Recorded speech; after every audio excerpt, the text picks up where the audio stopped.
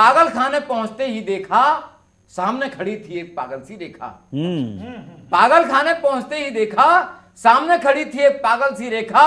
हमें देखते ही बोली क्या इंटरव्यू देने आए हो, साथ में बीए का सर्टिफिकेट लाए हो। क्या बात। हमें देखते ही बोली क्या इंटरव्यू देने आए हो, साथ में बीए का सर्टिफिकेट लाए हो। मैं बोला हाँ मैडम लाया हूं, मगर क्या बताऊं 1 महीने में 100 इंटरव्यू देने आया हूं। बहुत मगर क्या बताऊं 1 महीने में 100 इंटरव्यू देने आया हूं। मैडम मुस्कुराई, हमारे पास आई, बोली मेरे छोटे से प्रश्न का उत्तर बताइए और 100 इंटरव्यू में पास हो जाइए। आप बताएं पुलिस और नेता में क्या अंतर है। क्या बात है। आप बताएं पुलिस और नेता में क्या अंतर है। हमने बिना सोचे समझे कह दिया मैडम ना अंतर है। पुलिस जेब भरने का खुला तंत्र है और नेता देश को लूटने का बढ़िया मंत्र है। बहुत हमने बिना सोचे समझे कह दिया मैडम ना अंतर है। पुलिस जेब भरने का खुला तंत्र है और नेता देश को लूटने का बढ़िया मंत्र है। मैडम फिर मुस्कुराई, हमारे पास आई, बोली ये राजा हरिश्चंद्र का जमाना नहीं रहा। आपकी समझ में आया जो कुछ मैंने कहा। अरे अपने आप को राजा हरिश्चंद्र की तरफ मत खींचो, नौकरी के वास्ते कुछ उल्टा सीधा बोलना भी सीखो, वरना बेरोजगार बनकर घूमते रह जाओगे और जिंदगी भर नौकरी ढूंढते वरना बेरोजगार बनकर नौकरी ढूंढते रह जाओगे। बड़ी अच्छी अमित चितवन साहब ने कविता सुनाई। और बेरोजगारी बड़ा इंपॉर्टेंट इस समय मसला है, क्योंकि नौकरियां हैं नहीं और बेरोजगार बेचारे धक्के खाते घूमते सड़कों पर पागल खाने की नौकरी करने को तैयार हैं। और इनको शायद समझ में ये नहीं आया कि जिस कार्यक्रम में ये आए हैं उसका नाम है सतमौला कवियों की चौपाल। अगर ये सतमौला की गोलियां अपनी जेब में रखते और जाकर बॉस को खिलाते इंटरव्यू के टाइम, तो निश्चित रूप से सेलेक्ट हो जाते। क्योंकि सतमौला में वो जादू है, जो सिर चढ़कर बोलता है। आप तब तक सतमौला की गोलियों का आनंद लें, हम लेते हैं एक छोटा सा ब्रेक।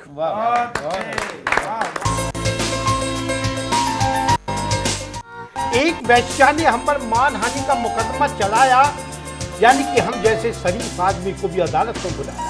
कि शायर ने कहा क्यों ना तुम पे गजल कहूँ, शायरी का मुझको शबाब लगती हो तो क्या खट्टी मीठी जिंदगी में खट्टे मीठे रंग, सतमौला कच्चे आम के संग। कुछ करना जब छाए इसका जादू, हर दिल गुनगुनाए। हाँ सबको लगता प्यारा, सतमौला कच्चे आम का चटकारा। सतमौला कच्चा आम, सबको लगे प्यारा कच्चे आम का चटकारा। जितना जी में आए खा, बस खाते ही खाते जाओ। भिंडी की क्या बात है जब सतमौला साथ है। टेस्ट है इसका सबसे निराला, हर दिल पर जादू कर डाला। स्वाद स्वाद में छुपकर खाया सतमौला ने खूब बचाया। हमेशा डरता है क्या सतमौला। आम खाएगा आम, और यहाँ पर सतमौला मैंगो है ना।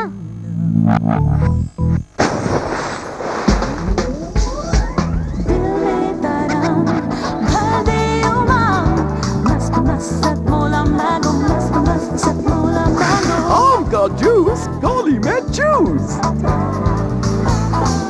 आम खाएगा क्या।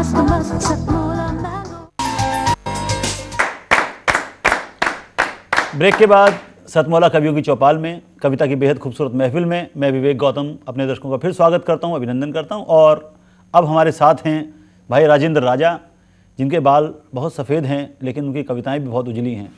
आप उनका जोरदार तालियों से स्वागत करें। आप राजेंद्र राजा साहब का स्वागत करें, बहुत अच्छी कविताओं के साथ। मैं सभी को प्रणाम करता हूं और पहली 4 पंक्तियां कविता से पहले। एक वेश्या ने हम पर मानहानि का मुकदमा चलाया, यानी कि हम जैसे शरीफ आदमी को भी अदालत में बुलाया। इस समाचार से पूरे शहर में सन्नाटा छा गया। पूरा शहर मुकदमा सुनने अदालत में आ गया।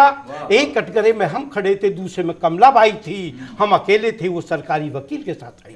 क्या हम बात है, अकेले थे, वो सरकारी वकील के साथ आई थी। बहुत खूब। जज के आते ही वकील ने हमारी फाइल उनकी तरफ बढ़ाई और हमको सच के सिवा कुछ ना बोलने की शपथ दिलाई। क्या बात। जज साहब ने हमारी फाइल को सरसरी निगाहों से निहारा और वकील से मुकदमा शुरू करने का किया इशारा। वकील बोला, हुजूर ये जो हमारी अदालत के बाईं तरफ के कटघरे में खड़ा है ये कमबख्त हमारी वैश्याओं का अपमान करने पर अड़ा है। क्या ये कहने, हमारी क्या कहने, वैश्याओं क्या का कहने, अपमान क्या करने कहने। पर अड़ा है। सुनता हूं कि कोई कवि है राजनीतिक कविताएं करता है, कविताओं में व्यंग करने से भी नहीं डरता है, मगर हुजूर व्यंग करने का अर्थ ये तो नहीं कि आदमी समाज की मर्यादा को ही भूल जाए और आजादी के नाम पर उच्छृंखलता के झूले में झूल जाए। क्या कहने, क्या और कहने। आजादी के नाम पर क्या बात, उच्छृंखलता क्या के बात, झूले क्या में बात, झूल क्या जाए। हुजूर ये अक्सर हमारी कमलाबाई के कोठे पर आता था, यदा कदा उसको कविता भी सुनाता था।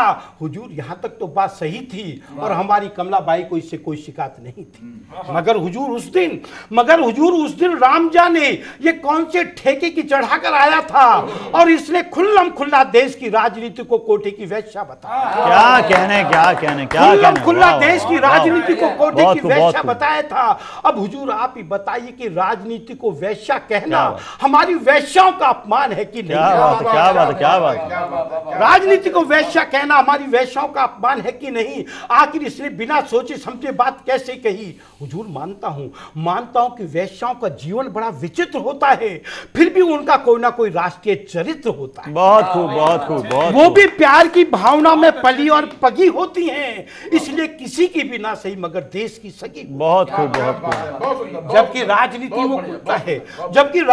वो उल्टा है जो देश और समाज को तोड़ने का काम करती है, जबकि वैश्या टूटे हुए दिलों को जोड़ने का काम करती है। बहुत खूब, जो बहुत खूब। राजनीति की भाषा में हर आदमी हिंदू, सिख, ईसाई या मुसलमान होता है, जबकि वैश्या के लिए हर आदमी ग्राहक के रूप में भगवान होता है। बहुत खूब। हुजूर ये राजनीति, अरे राजनीति कदम कदम पर शहर, गांव, मगरा, पिछड़ा, कम इसका भेद करती है और कमबख्त जिस थाली में खाती है उसी में छेद करती है। क्या बात है, अरे क्या बात, क्या बात, क्या ये बात, क्या बात। राजनीति सांप्रदायिक बहुत दंगा कराने का सबसे बड़ा कारण है, जबकि वैश्या का कोठा राष्ट्रीय एकता का सबसे बड़ा उदाहरण है। क्या बात है। इसलिए हुजूर इस मुकदमे पर अच्छी तरह गौर कीजिए और इस कवि को बड़ी से बड़ी सजा दीजिए। इतना सुनते ही जज ने हमारी तरफ देखा, कहिए जनाब आपको अपने बारे में कुछ कहना है? मैंने कहा हुजूर वकील साहब बहुत कुछ कह चुके, मुझे तो मौन रहना है, क्योंकि क्या बात है, क्या बात। क्योंकि हुजूर मैं झूठ बोलने से उतना ही डरता हूं जितना कि इस देश की राजनीति सच बोलने से या आपकी न्यायालय की तराजू सही तोड़ने से। बहुत खूब, बहुत खूब। या आपकी न्यायालय की तराजू से ही तोड़ने से। इतना सुनते ही तो सभा में सन्नाटा छा गया। तभी जज का फैसला सबके सामने आ गया। बोले सभी के बयान सुनने के बाद हमारी अदालत नतीजे पर पहुंची है कि इसने वैश्या को कह राजनीति को वैश्या बताकर हमारी वैश्याओं का अपमान किया है, इसलिए जूरी का फैसला सुनाया जा रहा है और इस कवि की कलम पर 3 वर्ष के लिए क्या बात है, क्या बात है, क्या बात। इस बहुत खूब, कवि बहुत की खूब, कलम पर बहुत 3 खूब। वर्ष के लिए प्रतिबंध लगाया जा रहा है। 3 वर्ष तक ना कुछ लिखेगा ना गाएगा, आज्ञा उल्लंघन करने पर 13 वर्ष की सजा पाएगा। क्या बात है, क्या ये बात। कहकर बहुत के खूब, जज बहुत। साहब जाने लगे, अदालत में लोग शोर मचाने लगे कि तभी अचानक कमलाबाई अपने कटघरे से निकलकर जज साहब के सामने आई और बोली हुजूर ठहरिए, मैं आपके फैसले से संतुष्ट नहीं हूं। बहुत खूब, बहुत मैं खूब। आपके फैसले से क्या बात है, संतुष्ट क्या नहीं बात है। हूं। हुजूर माना कि मैं वैश्या हूं, मगर फिर भी मैं इतनी बड़ी कुलटा या दुष्ट नहीं हूं। आप चाहें तो इस कवि को मेरी आंखों के सामने फांसी पर लटकाइए, मगर जीते जी किसी कवि की कलम पर पाबंदी मत। क्या बात है, क्या बात है। वाह वाह राजा जी, बहुत खूब, मगर बहुत खूब, जीते बहुत जी खूब, किसी बहुत खूब। कवि की कलम पर बहुत पाबंदी खूब, मत बहुत लगाइए। हुजूर अगर कवि की कलम रुक गई तो देश का विकास रुक जाएगा, नभ के चांद तारों सूरत तक का प्रकाश रुक जाएगा। बहुत खूब। आप नहीं जानते कि इन कवि की कलम ने न जाने कितने लोगों के चेहरों से उनके नकाब उतारे हैं, और जो आपके कानून की परवाह नहीं करते उन लोगों की कलम से हारे। बहुत खूब, बहुत खूब। क्या बात। इनकी कलम से हारे हैं। हुजूर लीजिए, मैं खुद लिखकर दे रही हूं और इस पर चलाया हुआ मुकदमा वापस ले रही हूं। बहुत खूब। इतना सुनते ही तो जज के साथ साथ वकील को भी गुस्सा आया। उसने कमलाबाई को धमकाया, कमलाबाई ये क्या तमाशा है, क्या स्वांग रचा रही हो? अभी जिस पर मुकदमा चलाया था अब उसी को बचा रही हो। क्या बात है। आखिर तुमने इस पर मुकदमा क्यों चलाया था और हमारे अदालत के कीमती समय को पानी की तरह क्यों बहाया था? बहुत सुंदर, बहुत सुनते सुंदर। ही कमलाबाई बोली हुजूर आप गुस्सा मत खाइए, आप गुस्सा मत खाइए। आपकी अदालत का कितना कीमती समय नष्ट हुआ है उसकी कीमत बताइए। मैं एक एक पैसे का हिसाब चुका कर जाऊंगी। हुजूर मैं वैश्या हूं, राजनीति नहीं क्या जो बात बेईमानी है। कर जाऊंगा। बहुत खूब, बहुत खूब। बहुत खूब, बहुत खूब। मैं वैसा हूँ, राजनीति नहीं बहुत खूब। जो बेईमानी कर जाऊंगी। और हुजूर रही मुकदमे की बात, अगर मैं इस पर मुकदमा नहीं चलाती तो आपको इस समाज को और इस देश को कैसे बताती कि आज इस देश की राजनीति हम वैश्याओं से भी घिनौनी हो गई है। क्या कहने। और यहाँ के नेताओं की जाति हमारी जाति से भी क्या कहने, क्या घिनौनी हो गई है। क्या कहने राजेंद्र राजा साहब, बहुत बेहतरीन कविता और इतने धारदार व्यंग के सुनने वालों को जरूर अच्छे लगे होंगे। और अब बहुत बेहतरीन कविता के साथ एक बहुत बेहतरीन कवि मेरे दाईं तरफ बैठे हैं, जिनका व्यक्तित्व भी बेहतरीन है, जिनकी आवाज भी, प्रस्तुति भी बेहतरीन है और उनका नाम भी बहुत बेहतरीन है, प्रवीण शुक्ल। तो आप जोरदार तालियों के साथ स्वागत करें प्रवीण शुक्ल साहब का। 2-3 छंद और एक कविता आपको सुनाता हूँ। स्वागत, बहुत बहुत स्वागत। आजकल राजा जी ये बदलता हुआ परिवेश है, विसंगतियां केवल राजनीति में नहीं हैं, हमारे सारे समाज में हैं। और ऐसी ऐसी सुंदरियां बाजार में आ गई, उन्हें देखो तो ऐसा लगता है किसी दूसरे लोक से तीसरे लोक का प्राणी धरती पर उतर आया है। क्योंकि मैं मानता हूं आधुनिकता तक तो ठीक है, लेकिन जब आधुनिकता के नाम पर आप विद्रूपता तक पहुंच जाएं तो कई बार कैसा कैसा लगता है। एक ऐसी सुंदरी को समाज के अलग अलग लोगों ने देखा तो देखिए उन्हें वो कैसी लगी। कि फोटोग्राफर ने एक आंख मीच कर कहा, जिसे खींचता रहूं वो पोज लगती हो तुम। क्या बात। कि फोटोग्राफर ने एक आंख मीच कर कहा, जिसे खींचता रहूं वो पोज लगती हो तुम। खाट पे पड़े हुए मरीज ने कहा कि मुझे जीवन बचाने वाली डोज लगती हो तुम। जीवन बचाने वाली डोज लगती हो तुम। माली बोला बार बार सूंघने को मन करे, कि माली बोला बार बार सूंघने को मन करे। नया नया खिला रेड रोज लगती हो तुम। लार टपकाते हुए चौबे जी चहक उठे, भूखा 4 दिन से हूँ भोज लगती हो। दिन से हूँ भोज लगती, बहुत खूब, बहुत भूखा 4 दिन से हूँ। और देखिए सुंदरी आगे बढ़ी तो उसे अन्य लोगों ने देखा कि शायर ने कहा क्यों ना तुम पे गजल कहूँ, शायरी का मुझको शबाब लगती हो तुम। क्या कहने, क्या कहने। जिसे देख कर मन मांसाहारी होने लगे, शाकाहारियों को वो कबाब लगती हो तुम। क्या बात है, क्या बात है, क्या बात है प्रवीण भाई, वाह वाह। जिन सूफियों ने एक बूंद कभी चखी नहीं, जिन सूफियों ने, विवेक भाई सूफी लोग शराब नहीं पीते, तब पंक्ति सुने। बिल्कुल बिल्कुल। कि जिन सूफियों ने एक बूंद कभी चखी नहीं, ललचाती उनको शराब लगती हो तुम। बीए में जो बार बार फेल हो रहा था, बोला सारे ही सवालों का जवाब लगती हो। क्या बात है, क्या बात है, क्या बात है, बहुत खूब, बहुत खूब। सुंदरी और आगे बढ़ी, क्या बात। उसे अलग अलग राजनेताओं ने देखा तो देखिए जैसी वो राजनीति करते हैं उन्हें अपना आदर्श किस प्रकार नजर आया। स्वागत, स्वागत। कि कांग्रेसी तुम्हें देख देख के पुकारते हैं, सोनिया जी जैसी तस्वीर लगती हो तुम। कहा ये समाजवादियों ने पूरी आस्था से, लोहिया की नीति की लकीर लगती हो तुम। क्या बात है, लोहिया क्या की बात है। नीति की लकीर लगती हो तुम। साम्यवादी आपस में बात करने लगे कि साम्यवादी आपस में बात करने लगे कि लेनिन का हमको जमीर लगती हो तुम। और अगली पंक्ति आप निश्चित रूप से समझेंगे कि साम्यवादी आपस में बात करने लगे कि लेनिन का हमको जमीर लगती हो तुम। भाजपा वालों ने कहा तुम्हें नहीं छोड़ने के, क्योंकि हमको तो कश्मीर लगती हो। क्या कहना, क्या हमको तो कहना, कश्मीर लगती हो तुम। एक छंद और सुनाता हूँ, आनंद लीजिएगा। स्वागत, बहुत बहुत स्वागत। कि शुगर के जितने मरीज मीठा छोड़ चुके, कि शुगर के जितने मरीज मीठा छोड़ चुके, उनको जरूरी नमकीन लगती हो तुम। लाखों आँखियों में काले काले मेघ घिरते हैं, जब भी जरा सी गमगीन लगती हो क्या तुम। बात है, प्रॉपर्टी डीलर हड़पने को आतुर हैं, प्रॉपर्टी डीलर, लफड़े की उनको जमीन लगती हो। क्या कहने, क्या कहने भाई, वाह वाह वाह। पंक्ति मैं राजा जी को समर्पित करता हूं, बहुत आप खूब। समझ जाएंगे क्यों समर्पित की है। कि प्रॉपर्टी डीलर हड़पने को आतुर हैं, लफड़े की उनको जमीन लगती हो तुम। खांसते खखारते पड़े हुए जो खटिया पे, ऐसे खूसटों को भी हसीन लगती है। क्या बात है, खूसटों को भी क्या हसीन बात है, लगती क्या बात है। एक कविता सीधे सीधे सुना देता हूँ, स्वागत। जिसका शीर्षक है भूतपूर्व प्रेमी वर्तमान पति, शादी के बाद में पति की दुर्गति। बहुत खूब। कैसे कैसे संबोधन उसने अपनी श्रीमती जी को दिया। आपने ऐसे संबोधन आज तक जिंदगी में सुने नहीं होंगे, कहने का तो प्रश्न ही नहीं होता। एक शुद्ध संबोधनों की कविता है, आप हर संबोधन पर आनंद लें। स्वागत है। हे खून चूसनी कुल कलंकनी तू पूरी हतभागिन है, हे काल भैरवी सर्पदंशनी पूरी काली नागिन है।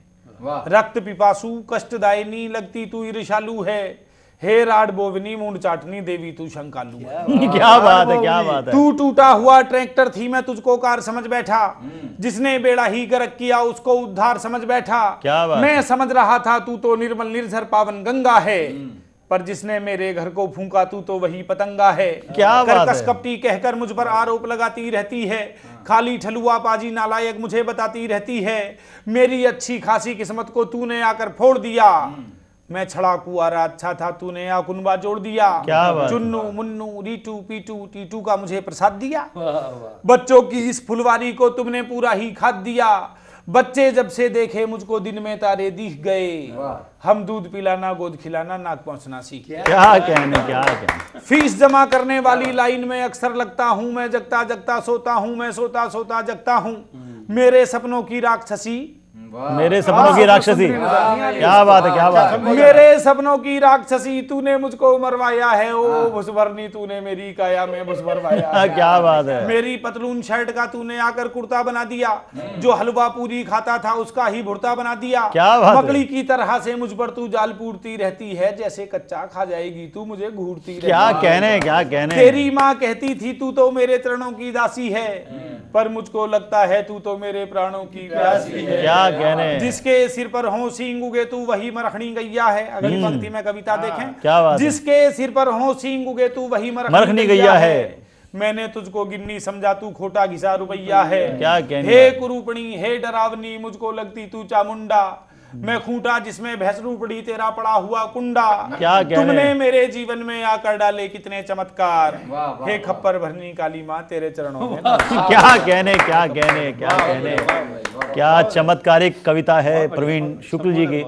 बहुत बेहतरीन कविता, और दोनों व्यंग कविताएं बहुत ज़बरदस्त, जिसमें एक सुंदरी को विभिन्न नेता और विभिन्न लोग किस किस नज़र से देखते हैं। और अब समय हो गया आपसे विदा लेने का। कविताएं तो ऐसी हैं कि मन करता है सुनते चले जाएं, सुनते चले जाएं, लेकिन समय की सीमा है, कहीं ना कहीं तो विराम लेना है। लेकिन उससे पहले जो बात ज़रूरी है, जो प्रवीण शुक्ल ने शायद नहीं कही, क्योंकि हमें तो वो लड़की सुंदरी बिल्कुल सतमौला की गोलियों जैसी लगती है, उसमें वो चटपटापन, वो नमकीनपन, वो बिल्कुल वही लगती है कि शुगर का पेशेंट भी उसको बड़े आराम से पचा सकता है, खा सकता है। तो अगले हफ्ते तक आप पचाएं, खाएं, नमकीन का स्वाद लें। तब तक के लिए हमें आज्ञा दें। नमस्कार, बहुत बहुत धन्यवाद।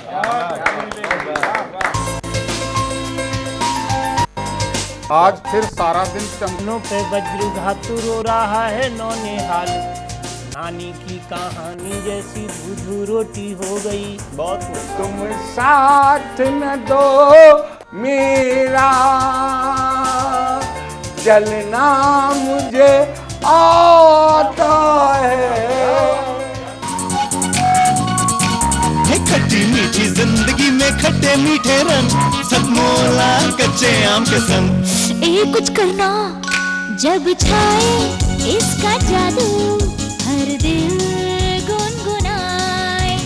हाँ सबको लगता प्यारा, सतमोला कच्चे आम का चटकारा। सतमोला कच्चा आम, सबको लगे प्यारा कच्चे आम का चटकारा।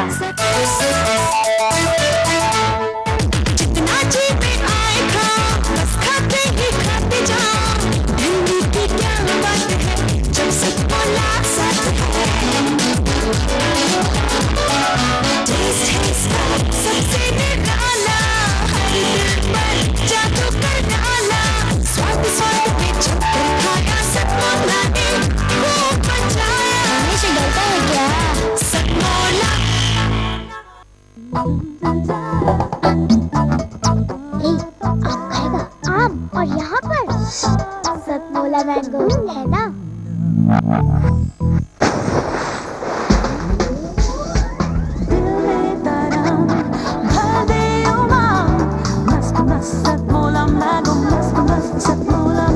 I've got juice. Golly, man, juice. आम खाएगा क्या?